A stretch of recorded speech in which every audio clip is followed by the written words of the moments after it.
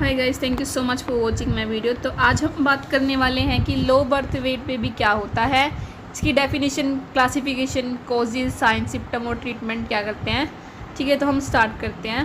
तो सबसे पहले है डेफिनेशन।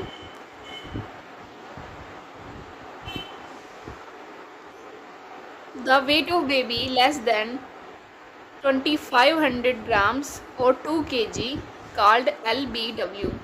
जिस बेबी का वेट 2500 ग्राम से और 2 किलो 500 ग्राम से कम होगा उसे हम लो बर्थ वेट बेबी कहते हैं। ठीक है, ये थी इसकी डेफिनेशन। इसके बाद है classification.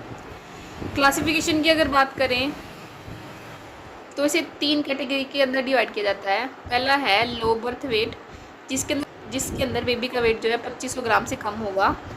Very low birth weight के अंदर क्या होगा, वेरी लो बर्थ वेट के अंदर क्या होगा, वेट लेस देन 1500 ग्राम्स, 1500 ग्राम से कम जिन बेबी का वेट होगा वो वेरी लो बर्थ वेट की कैटेगरी के अंदर आएंगे।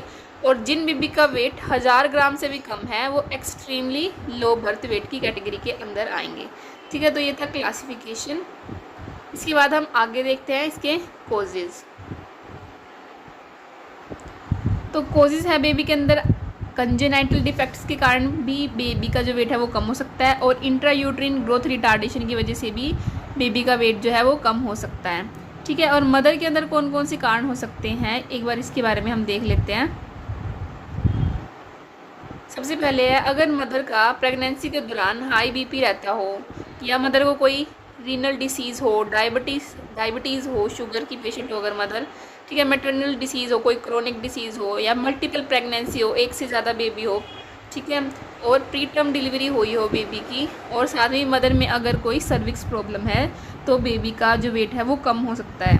ठीक है, ठीक है, और अगर मदर स्मोकिंग वगैरह करती हो, ठीक है, या ड्रग अब्यूज़ करती हो, अल्कोहलिज्म वगैरह करती हो, ठीक है, और पुअर न्यूट्रिशन हो, ठीक है, या फोलिक सप्लीमेंट्स जो है वो फोलिक एसिड सप्लीमेंट्स कम लेती हो, ठीक है, तो भी बेबी को कॉजेज़ हो सकते हैं किसके, लो बर्थ वेट के। तो ये थे कारण।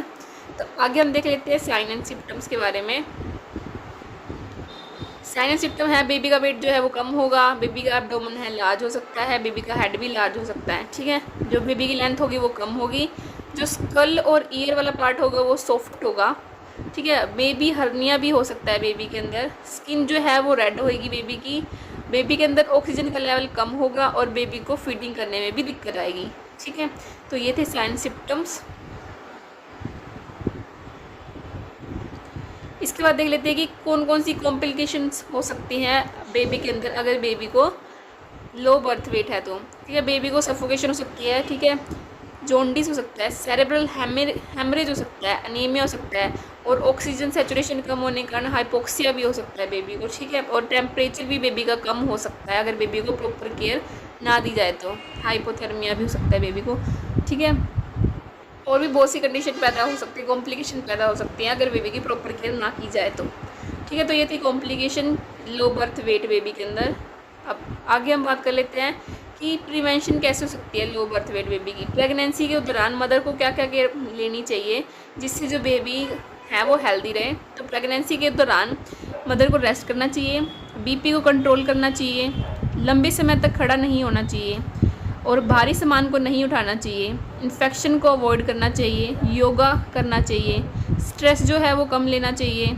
ठीक है, शुगर जो अगर डायबिटीज़ है तो शुगर को कंट्रोल करना चाहिए, एक्सरसाइज करनी चाहिए, एक्टिव रहना चाहिए, और ड्रग्स जो है उनको अवॉइड करना चाहिए, साथ ही गुड न्यूट्रिशन लेना चाहिए। ठीक है, और हम क्या कर सकते हैं, अर्ली सोनोग्राफी करवा लेनी चाहिए, अर्ली डिटेक्शन करवा लेना चाहिए। ठीक है, और साथ ही फोलिक सप्लीमेंट्स जो भी मदर को प्रोवाइड किए जाते हैं, फोलिक एसिड सप्लीमेंट्स, वो भी लेने चाहिए मदर को। ठीक है, तो ये सारी प्रिवेंशंस हो सकते हैं। और अगर किसी बेबी के अंदर लो बर्थ वेट की कंडीशन हो गई है तो उस समय बेबी को कौन कौन सी केयर प्रोवाइड करनी है इसके बारे में हम और जान लेते हैं। बेबी की जो कोड है अम्बिलिकल कोड उसको क्लैंप कर लेना चाहिए क्विकली, ठीक है, जितना जल्दी हो सके उतनी जल्दी जो बेबी के अम्बिलिकल कोड है उसको क्लैंप कर लेना चाहिए, ठीक है।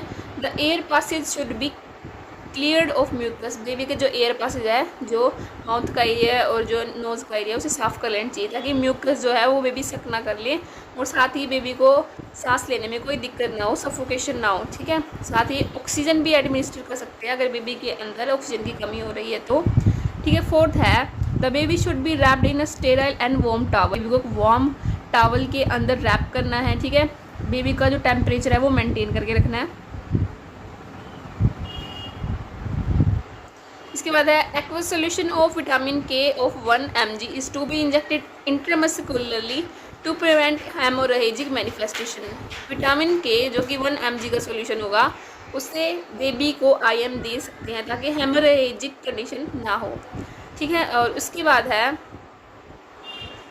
ऑक्सीजन एडमिनिस्ट्रेशन, ये हो चुका है, ठीक है। और breast feeding should be provided to the baby, baby को जो फीडिंग जरूर प्रोवाइड करनी चाहिए क्योंकि उससे ही बेबी का जो वेट है वो गेन होगा, ठीक है। और इसके बाद एंड में हम देख लेते हैं नर्सिंग केयर। बेबी का टेम्परेचर जो है वो ट्वाइसली, एक दिन में 2 बार चेक कर लेना चाहिए। 48 घंटे तक बेबी को सुपरविजन मतलब बेबी को केयर प्रोवाइड करती रहनी चाहिए लगातार 48 घंटे के लिए। साथ ही mother is taught for general care of baby और रिगार्डिंग ब्रेस्ट फीडिंग, मदर को जो है बताना चाहिए कि मदर कैसे बेबी को ब्रेस्ट फीडिंग करवा सकती है ताकि बेबी का जो है वो वेट गेन हो, ठीक है। तो ये था low birth weight. I hope आपको ये वीडियो पसंद आई होगी। Thank you so much for watching.